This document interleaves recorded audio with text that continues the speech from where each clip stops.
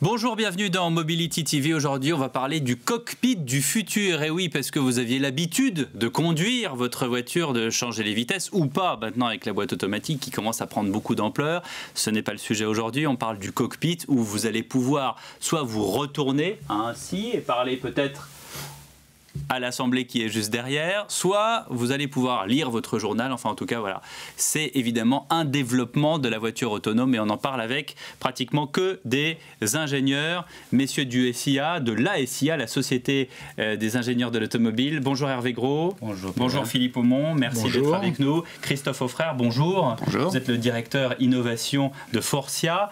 Et Albert Mèche, bonjour. Bonjour. Alors, on ne vous connaît pas encore beaucoup dans ce milieu automobile. Merci d'être là, merci de nous apporter vos lumières. Vous dirigez Présence, qui est une société qui, parmi toutes ses occupations, glane, identifie, va chercher toutes les sociétés, toutes les entreprises qui seraient, en l'occurrence, puisque c'est le sujet aujourd'hui, intéressé par ce cockpit du futur. Notamment, oui. Vous voulez que j'en dise un petit mot ou... J'aimerais bien, oui, okay, puisque vous êtes là pour ça. Très bien. Donc, oui, Présence, c'est une société que j'ai fondée en 2010. C'est une plateforme numérique qui permet de mobiliser des experts. Donc, vous pouvez le voir un petit peu comme Uber, comme on parle de mobilité, sauf qu'au lieu d'aller chercher des voitures avec chauffeur, on va chercher des talents de très haut niveau et on mobilise ces talents à la demande pour des groupes industriels, à la fois pour de la résolution de problèmes et puis pour de l'aide à la décision. Et on travaille notamment pas mal avec l'industrie de l'automobile et notamment avec Forcia depuis 2011 ou 2012. Qui sont les entreprises intéressées par ce genre de produits ? Nous, on travaille essentiellement avec 5 secteurs, donc l'automobile, je l'ai dit, agroalimentaire, cosmétique, énergie, et puis aéronautique, défense spatiale. Il faut me dire pourquoi, parce que là, tout d'un coup, je suis largué. Parce que nous, notre métier, c'est de mobiliser des experts, pas uniquement des experts liés au cockpit du futur. Nous, ce sont des experts en sciences. Exactement. Ceci étant, si on parle du cockpit du futur, oui. Parmi les sujets récurrents qui sont soumis à nos experts, eh bien, le cockpit du futur, de manière assez large, on le retrouve dans quasiment tous ces secteurs, que ce soit sur des enjeux de mobilité, qu'on fasse des missiles, des avions, des voitures, mais aussi pour des questions de command and control dans des usines, par exemple. Alors moi, comme je suis bonifieur de cette émission, j'avais une question pour Albert. Je peux la poser, Pierre ? Ben oui, vous êtes là pour ça aussi. Ben voilà, donc je vais le faire. Les experts auxquels vous faites appel sont des experts de l'automobile ou justement en dehors de l'automobile? C'est-à-dire ce qui intéresse, et je pose même la question à la limite à Christophe Auffrère, ce qui intéresse Christophe Auffrère de travailler avec vous, c'est pour faire appel à des experts qui ne sont pas des experts de l'automobile puisqu'ils les fréquentent avec nous certes, mais globalement depuis des années. Quel est pas dire le business model ni le modèle économique, c'est pas le débat, mais le mode de fonctionnement et qui vous faites intervenir? D'accord, alors ça c'est une question qui est vachement intéressante. Pour nous, un expert, c'est une entité. Ça peut être une organisation, comme ça peut être une personne. Et le point commun de toutes ces entités, c'est qu'elle est aux frontières des connaissances. Donc ça peut être un prof dans le monde académique, ça peut être une PME technologique, ça peut être une start-up. Donc ça, c'est un peu notre définition de l'expert. Ça répond à votre question ou... Oui, donc, ce ne sont pas forcément des personnes qui sont dans le domaine de l'automobile. Et d'ailleurs, très souvent, il y a une anecdote, alors je ne sais pas si on a le temps, mais... rapidement, et ensuite Christophe Auffrère complétera vos propos. D'accord. Très souvent, nos clients viennent nous voir parce qu'ils sont bloqués à un moment donné dans le cadre d'un développement d'un produit, par exemple. Et on vient nous voir avec une question spécifique. Et en général, cette question... Il y a déjà une partie de la réponse, il y a un certain nombre de biais cognitifs qui sont introduits dans la question qui nous est posée. Et on va aller très souvent chercher des experts qui sont très très éloignés du corps de connaissances historiques de nos clients pour pouvoir apporter des éléments de réponse. Donc effectivement, il y a les deux cas de figure. Soit on a besoin d'avoir des experts de l'automobile qu'on va utiliser parce qu'on n'a pas les compétences chez nous. Ça peut être le cas sur les batteries par exemple. Ou ça peut être aussi des experts qu'on va chercher ailleurs, hors de l'automobile. Et sur les batteries aussi, on va chercher des experts hors automobile. Donc il y a les deux cas de figure. Alors restons un peu sur le cockpit du futur. Cette vision de l'avenir, j'ai l'impression, et je m'adresse aussi à vous Christophe, que dernièrement...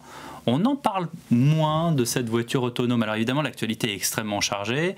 On parle plus de la voiture diesel et du carburant qu'elle consomme, de la voiture autonome. Et pourtant, corrigez-moi, mais ça avance, vous progressez de jour en jour. Ce cockpit du futur qu'on a pu voir dernièrement au Mondial de l'automobile, et même il y a encore 2 ans, on pouvait se mettre comme ça dans des simulateurs. Ça va voir le jour un jour, c'est pas une utopie. Non, le cockpit du futur, c'est pour demain matin. Après, il y a différentes échéances pour différents types de fonctionnalités, mais ce qu'on peut déjà dire, c'est qu'on a des trends, des tendances dans l'automobile et que le cockpit du futur va répondre à toutes ces tendances. Les tendances, on a coutume de les appeler case, connected, connecté, autonome, share, donc partagé, et électrique. Vous m'énervez avec votre anglais. Parlez-moi français. Connecté, autonome, voilà. partagé, électrique. Donc le cockpit du futur va répondre à la partie connectée, bien sûr, parce qu'il va être connecté à l'extérieur, on y reviendra peut-être tout à l'heure. Il va être progressivement autonome. Alors l'autonomie va arriver finalement que après 2025-2030 sur certaines portions, mais d'ici là, il y a des choses à faire aussi. Le cockpit peut être partagé. On va avoir des véhicules de différentes architectures qui vont répondre à différents besoins. Donc il faut qu'on travaille sur des cockpits aussi qui sont partagés. Et puis il va être électrifié. Souvent, les véhicules vont être électrifiés. Ça nous donne des opportunités aussi parce qu'on va avoir des planchers plats.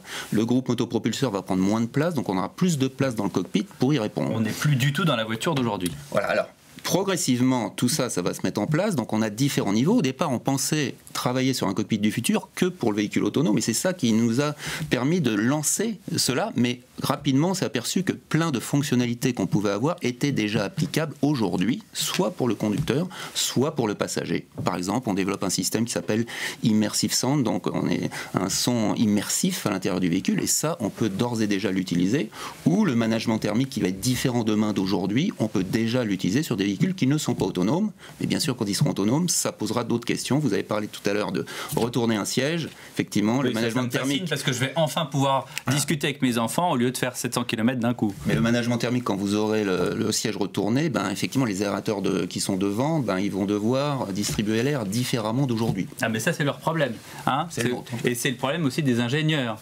Oui, en effet, les ingénieurs de l'automobile s'adaptent à ça, et on a une communauté d'experts qui s'appelle le bien-être à bord, qui regarde l'évolution. Des sortes de community managers, en fait. Ils sont là pour le bien-être des gens, c'est ça? Non, nous, on est là pour faire travailler les ingénieurs de l'automobile pour développer les nouvelles compétences de demain.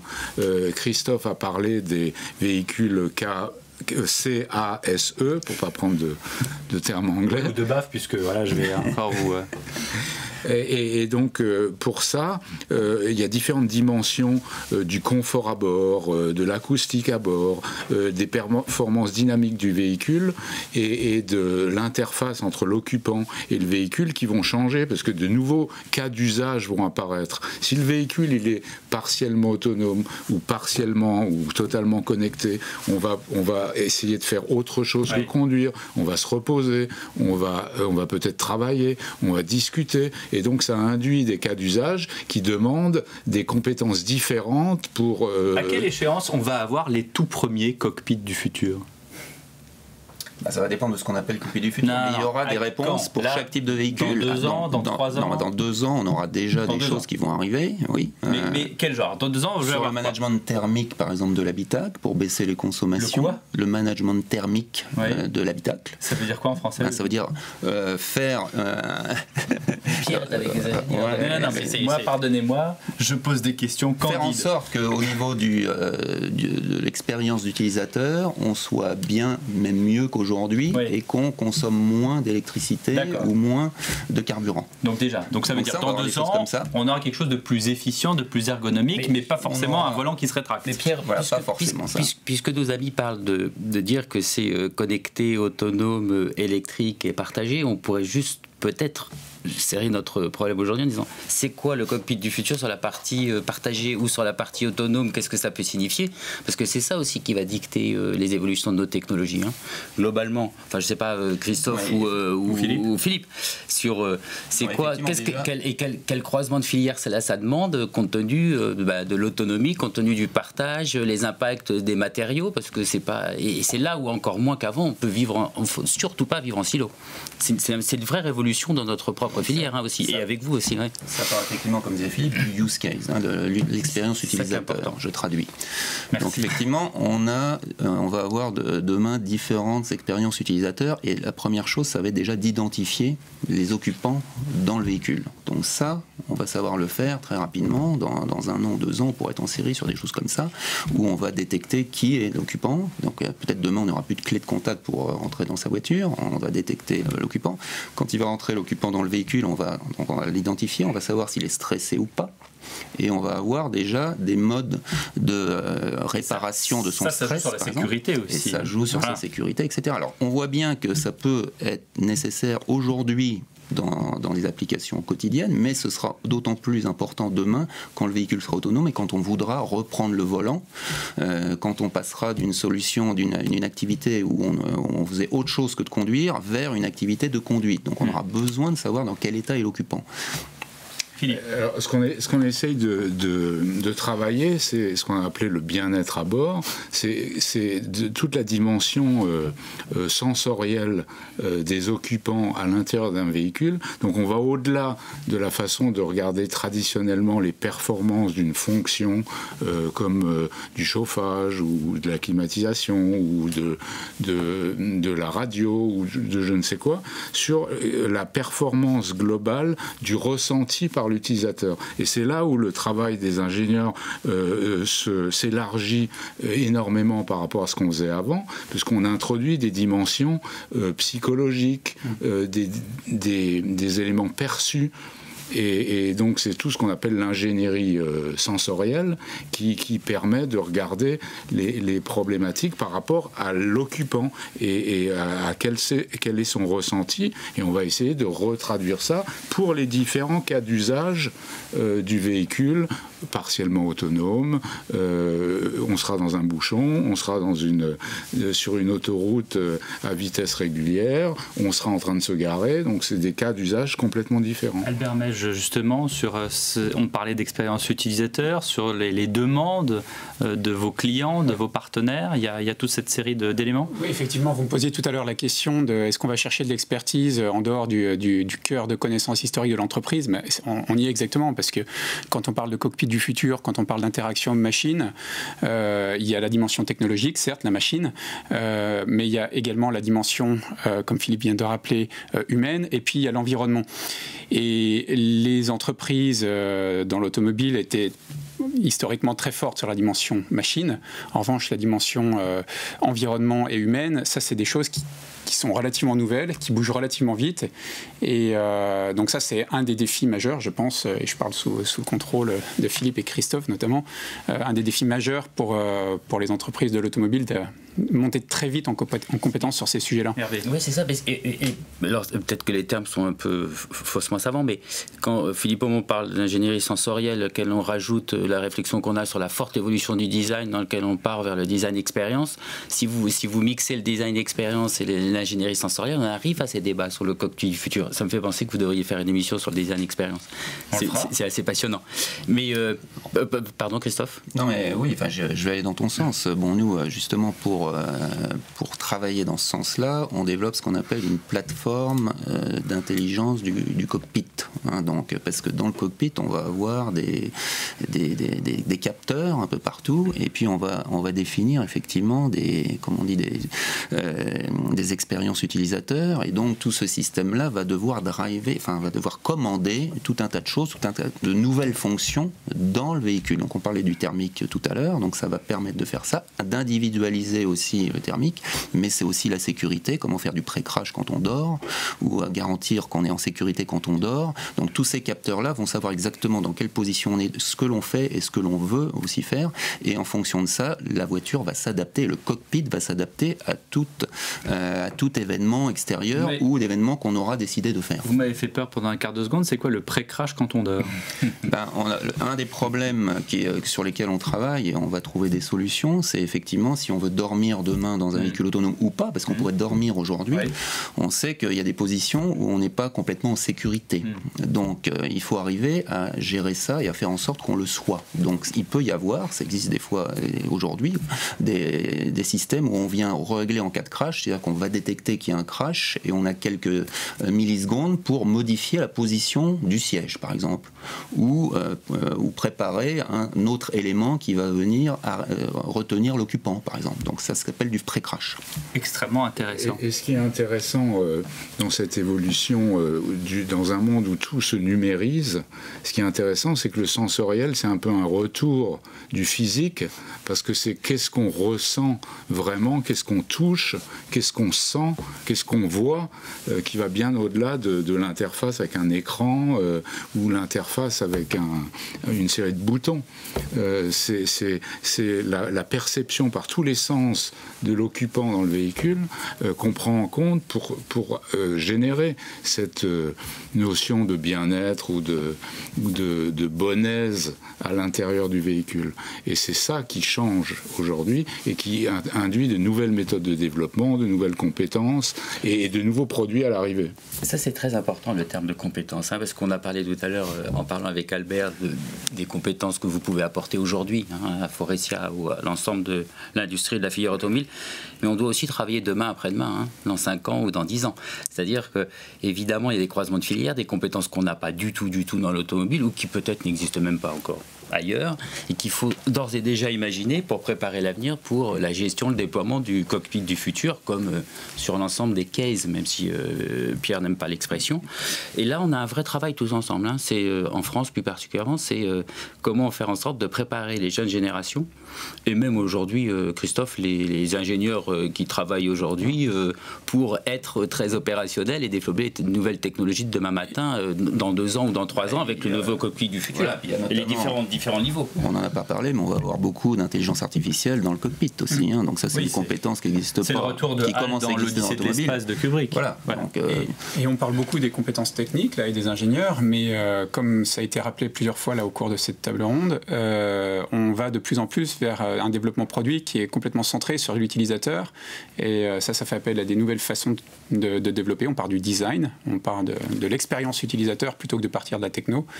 Et je me souviens, il y a quelques années, les questions qu'on se posait chez Faurecia, si je peux me permettre, étaient vraiment des questions d'ingénieurs, alors que maintenant, on a observé qu'il y a eu un shift vers... Vous le faites exprès. Oui, je l'ai fait exprès, pour vous taquiner. Et avec un véritable retour. On a toujours construit des voitures, pardonnez-moi, je me tourne vers les ingénieurs et aussi vers Faurecia, on a toujours construit des voitures en fonction de la façon dont on conduisait. Et la grosse différence... On peut choisir la couleur tant qu'elle est noire, c'est ça ? Non, c'est pas ça. Vous conduisez pas souvent. La grosse différence, c'est qu'on a eu les mêmes cahiers des charges pratiquement pendant les 20 ou 30 dernières années. Alors que maintenant, tout bouge, on doit reconcevoir complètement les cahiers des charges, aussi bien les fournisseurs que les constructeurs. Ça veut dire que d'ailleurs, derrière, on conduira plus jamais de la même manière. Est-ce qu'on conduira encore ? Est-ce qu'il faut encore former des jeunes dans les auto-écoles ? Ça implique énormément de questions. Est-ce qu'il ou pas ? Voilà. On peut se poser la question, effectivement. Oui, il faut se poser la question. En attendant, Emmanuel Macron, avec le nouveau service universel, va peut-être justement pouvoir accélérer ce permis de conduire que plein de jeunes voudraient passer. Moi, je réinsiste sur ce que disait Albert, sur les compétences qui viennent d'ailleurs. Vous disiez ça, mais par exemple, chez Renault, chez PSA, ça va être la même chose chez les designers chez vous. C'est plus des designers d'automobile ou des designers d'autrefois aujourd'hui, ce qu'on recherche. Par exemple, aujourd'hui, chez Renault, me le disait un des dirigeants du design, 80% de leur recrutement sont des jeunes qui ont été formés aux jeux vidéo, l'infotainment, entertainment. Aujourd'hui, pourquoi ? C'est parce que le plus important, c'est ce qu'on va mettre dans l'écran. Laissez-les dans un centre des choses. Juste un exemple, on est en train d'embaucher des psychoacousticiens. Voilà. Pour l'expérience immersive du son à l'intérieur du véhicule, ou de faire une bulle sonore. Pour l'infotainment aussi, pour des raisons de sécurité, pour le pouvoir de pouvoir capter les sons. On peut aussi commander par la voix, on peut, donc quelle information va venir, est-ce qu'elle doit arriver, est-ce qu'elle doit être vocale, est-ce qu'elle doit être visuelle, est-ce qu'elle doit être sensorielle touchée, haptique, etc., etc. Dernière question, et c'était une de mes questions du début, mais vous n'avez pas entièrement répondu. Est-ce que vous n'êtes pas inquiet qu'on parle moins de la voiture autonome? Est-ce que, dans l'esprit des gens, parce qu'il se passe beaucoup de choses aujourd'hui, est-ce que cette voiture autonome qu'on annonçait pour 2035, certains même disaient 2025, est-ce que finalement on ne va pas l'avoir plutôt en 2050 ou en 2060 ? Mais la réponse, elle n'est pas oui ou non. Ça va progressivement s'autonomiser.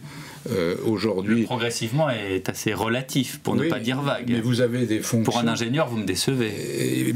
Il y a aujourd'hui des fonctions qui sont automatisées. Vous avez des fonctions de parking, des fonctions de contrôle. Oui, mais est-ce qu'on ne va pas en rester là pendant un temps qui n'était pas censé être aussi long? Alors c'est sûr qu'on s'aperçoit au fur et à mesure qu'on fait des tests et tout ça que c'est beaucoup plus compliqué que ce qu'on avait imaginé, ça c'est évident. Voilà. Et que ça c'est une réalité. Il y a des cas d'usage. Si vous avez des routes qui sont systématiques, comme par exemple un bus, pourrait l'utiliser, autonomiser un bus sera probablement plus facile qu'autonomiser des véhicules place de l'Étoile aux heures de pointe. Avec certains qui seront autonomisés et d'autres non. Voilà, donc il y aura une période de transition qui sera à gérer. Et je ne pense pas qu'il y ait vocation à ce que tous les véhicules soient entièrement autonomes. Le plaisir de conduite, dans certaines situations, restera. Et le rapport investissement par rapport à la performance ne sera pas forcément utile partout. Christophe, effectivement, ce sera progressif. On voit déjà effectivement l'assistance pour le parking, dans le trafic aussi. On va avoir des véhicules autonomes pour le trafic. Le matin, quand vous viendrez au travail, votre véhicule sera quasiment autonome. Demain, ce sera sur les autoroutes, sur des portions d'autoroutes, par exemple. Et donc, progressivement, ça va venir. Alors après, c'est le fameux niveau 5. Est-ce qu'il viendra un jour ou pas? On ne sait pas. Mais en tout cas, le niveau 4 sur certaines portions, oui. Et ça, on le voit à partir de 2025 ou quelque chose comme ça. Donc, c'est quand même demain. Donc, le jour où je pourrai me retourner comme ça dans ma voiture, ce ne sera pas avec mes enfants, mais avec mes petits-enfants. Merci à tous d'avoir participé à cette émission sur le cockpit du futur.